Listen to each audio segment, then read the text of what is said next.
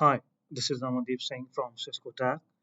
In this video, I'm going to show you how to enable directory synchronization from Webex Control Hub. So first of all, we will go on Users on Control Hub, and then we will click on Manage Users. After that, we will click on Turn on Directory Synchronization, and then we will click Download and Install. So we'll wait for the download to get completed, and then we will open the directory connector folder, and then we will open the setup folder, and then from here we will run the Cisco directory connector MSI file. We'll click on run, and then we will click on next, and over here we will check on the terms in the license agreement, and then click on next.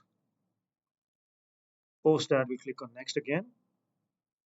Now we'll choose the default local system for the service account, and then click on next, and then we'll click on install to install the Cisco directory connector.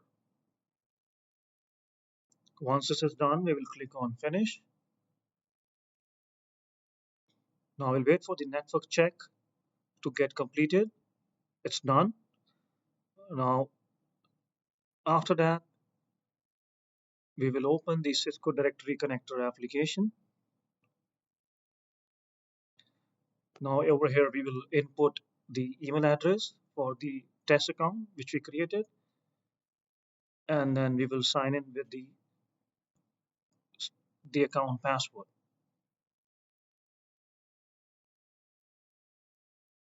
So we'll input the password and click sign in.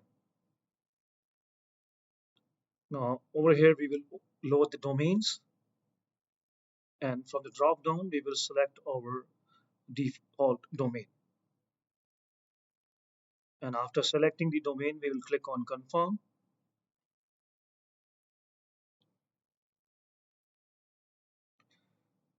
Now it's asking if you would like to automatically upgrade to the latest Cisco directory connector version when it's available. So yeah, we'll click on yes.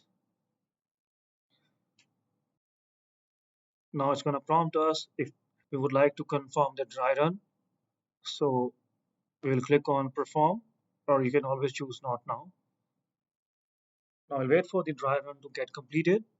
It's processing right now. So now it's done. We'll click on done. Now it's asking us if you would like to enable the automatic synchronization. So you can either choose enable now or not now. So I'll click on enable now.